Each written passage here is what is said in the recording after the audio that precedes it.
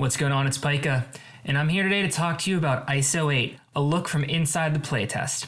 We're going to cover it all. Is it awesome? Does it suck? And what it means for the future of Marvel Strike Force. Let's do this.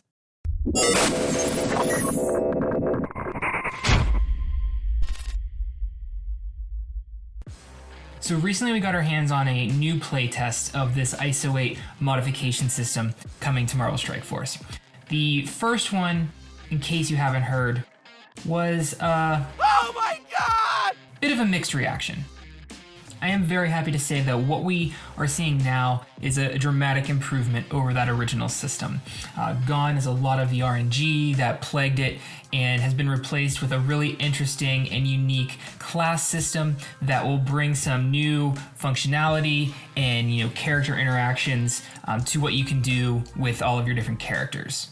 Now, over the past few days, I've been able to dig into this ISO system, play all the campaign missions associated with it, farm the crystals, apply them to my characters, level up my ISO, and then bring these teams into blitz battles and arena matches, Dark Dimension, and see how they perform with this new functionality.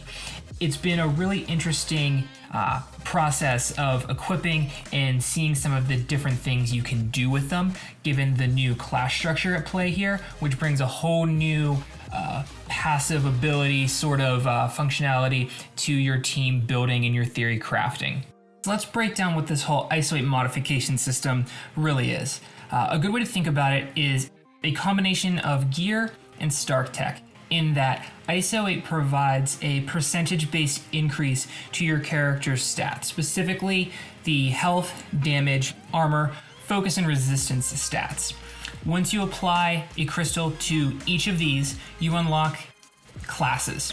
And what classes are a new sort of passive ability that functions in addition to the character's existing kit. It doesn't replace the passive, it works in addition to it. Okay, so the way that this whole ISO crystal system works is that you will progress through a new ISO campaign, similar to that of Heroes or Villains campaign. In completing a node, there's a chance for a crystal to drop as a reward. Now, each crystal is attribute specific, meaning that it's a health crystal or a damage crystal, and increases the respective stat of its type. In addition, each crystal is character trait specific, meaning that they are labeled as protector crystals or support, brawler, blaster, controller. So you'll need to accumulate all of the different stat types for each character trait in order to apply them all uniformly to your character. And in doing so, that's what unlocks the classes. Now, the crystals don't really stop here. There's different tiers or levels of crystals, and you increase the crystal tier by fusing multiple crystals together to reach that next level. And once you've got all of your crystals fused to that next tier, you're able to unlock additional tiers of your class. Now, each class tier provides an additional bit of scaling to whatever that class does. So it's a very familiar process, like gear, of equipping gear and taking your character to the next gear tier. It's very similar with your ISO. You equip all of your crystals and fuse them as you go up, and it unlocks additional tiers of your ISO. So let's talk about these classes. Each class does something a little bit different, and there's 5 different class types: Striker, Fortifier, Healer, Skirmisher, and Raider. First one we're going to talk about is the Fortifier. What this class does is on spawn apply a barrier on the Fortifier character. This is great if you want to outfit your protector to absorb more damage, or maybe you have a really squished character that needs a little bit more survivability. You can have them spawn in with some barrier and survive an additional round in order to get that key ability off. Next we have the Skirmisher, and Skirmishers introduced this new mechanic of marking. Marking is basically a label that's put on enemy units that enable your different classes to interact with that marked enemy a little bit differently. In the case of the Skirmisher, it enables them to either clear or even flip positive effects into negative effects with any of their hits on that enemy. The Striker class, for example, in addition to getting an increase in its damage, will actually do an extra ISO bonus attack to any marked enemies. Then you have the Raider class, which are like kings of the crit. They have an increased crit chance, and if they do hit crit on an enemy, they'll also apply marked to them. Now, marked is also something that can happen to your own characters in, say, an arena match. If the enemy that you're facing has their ISO leveled and applied, your characters may be having marked applied to them. The natural counter to this is the healer class. The healer class, in addition to doing what its name implies and healing your characters, also clears marked from your allied characters. So as you can hear from this quick little overview of all the different classes, each one does something a little bit different, but still kind of work together to form this symbiotic relationship with all of the ISO classes and what their features and functions are. It's really a situation where there's not a single type of class that reigns supreme over all of the others. It really appears like a good solid mix of ISO on a given team is going to be the best approach. From a theorycraft standpoint, I really like that. I think that's a really smart, really fun and engaging way to apply these mods and go down this ISO path. The great thing about classes is that you can change them and tweak them at any time. Whereas applying the crystals is permanent, classes are not. You can change out a class whenever you want.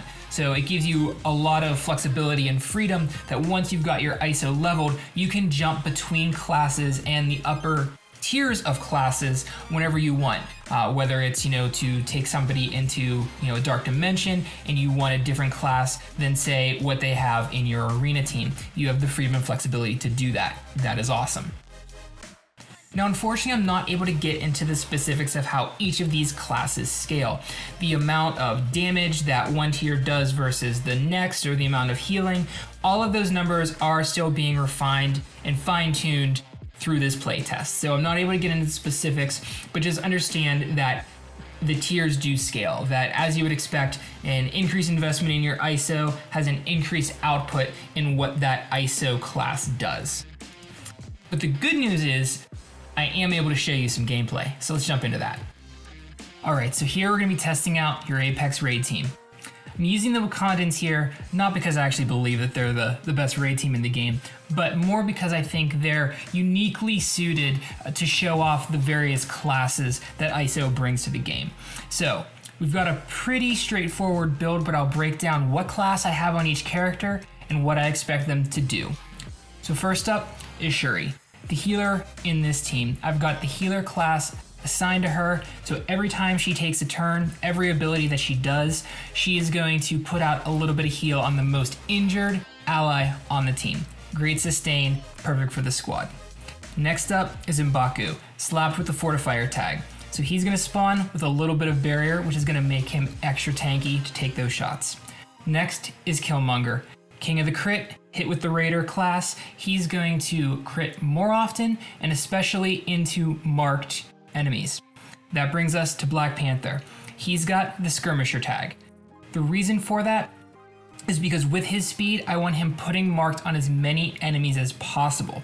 That way, Okoye with her striker class, and as often as she assists off of Black Panther, she's going to be doing extra damage into all of those marked enemies. So that's the build. Let's see how it goes. So as we load in here, you're going to see right away the barrier going up on M'Baku from that Fortifier.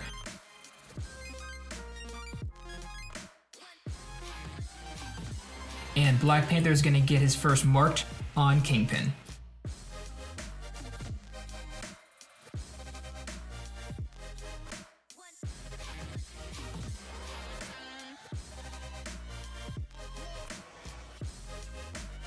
Next, as Killmonger takes his turn attacking into Kingpin, you're going to see he bonus crits because of the marked on the enemy.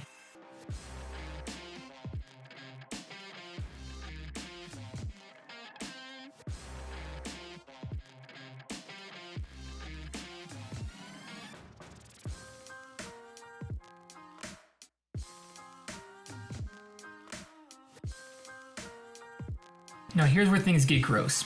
Black Panther is going to ult into the Hydra minion. Because he doesn't kill him, he's going to slap the marked on him. And that just sets off the Black Panther train rolling.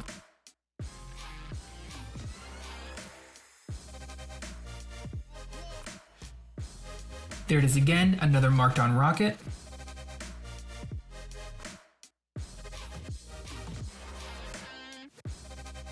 And a marked on Red Skull.